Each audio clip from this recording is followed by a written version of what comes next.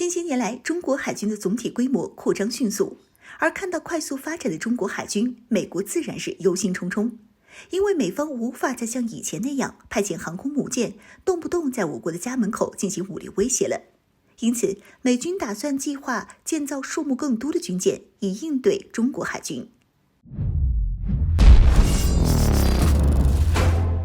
Hello， 大家好，欢迎收看本期迷彩虎，我是虎妞。近些年来，中国海军的总体规模扩张迅速。从2010年代开始，每年都有大量的军舰进入解放军海军服役，这极大地提升了海军的作战能力。到今年，中国海军舰艇的总吨位已经历史性的突破了230万吨，而在1996年，中国海军的舰艇总吨位也不过是43.7万吨，可见海军发展的迅速。军迷给这种大量服役的军舰的现象取了个恰如其名的外号“下饺子”，这项称呼一直沿用至现在了。而看到快速发展的中国海军，美国自然是忧心忡忡，因为美方无法再像以前那样派遣航空母舰，动不动在我国的家门口进行武力威胁了。因此，美军打算计划建造数目更多的军舰，以应对中国海军。但是，美国国内对此是非常分裂的，表示一方面增加了少量的军舰订单，以应对日益规模庞大的中国海军；另一方面，美国媒体则放出海军军费不够用的消息，在美国民间造成一种因为缺钱而无法建造大量军舰和中国对抗的言论。根据目前的调查，2021年美国海军建造的大型舰艇高达惊人的数十艘，由此戳穿了美媒的谎言。不得不说，美媒是不是参考了我们战忽局的做法？现在是在媒体公开示弱，但是却在私下里继续大量的建造主战舰艇，可谓是明修栈道，暗度陈仓。根据美国目前公开的军舰建造数据，我们知道2021美国在建军舰数量为34艘，包括航母和核潜艇等国之重器，总数超中国。我们接下来就仔细的算算美国到底建造了多少艘主力舰艇。一、航空母舰。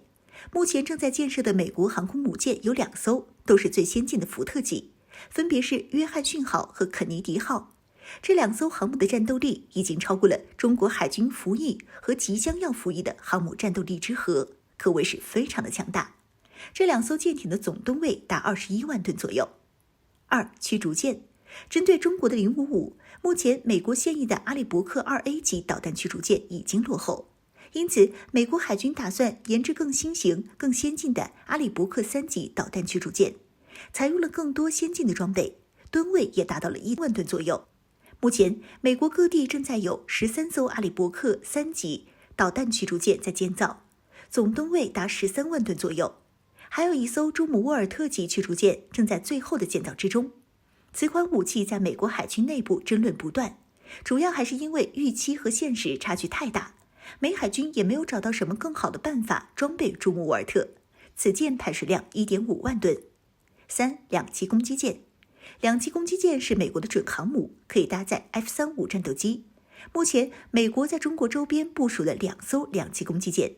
现在在建的是美国级两栖攻击舰布甘维尔号，此舰艇排水量达 4.5 万吨，吨位比我国最新的075基本上还要大一点，可以说是非常优秀的一款两栖攻击舰了。另外还有2艘圣安东尼奥两栖船坞登陆舰，总和为5万吨。4、核潜艇。美国目前在建的核潜艇为9艘，8艘是弗吉尼亚级核攻击潜艇，综合性能要比中国的同类型核潜艇强不少。这8艘的总吨位就高达 6.34 万吨。另外还有1艘最新型号的弹道导弹核潜艇，叫做哥伦比亚号弹道导弹核潜艇。据悉，该潜艇是美国最强大的弹道导弹核潜艇，综合性能属于世界第1梯队，排水量达 2.08 万吨，性能要超出我军的 94A 核潜艇不少。5、滨海战斗舰。目前美军在建8艘滨海战斗舰，5艘独立级和3艘自由级。这种军舰性能一般，我方与我军的护卫舰进行抗衡，即使这样，美国还是陆陆续续的建造了20多艘。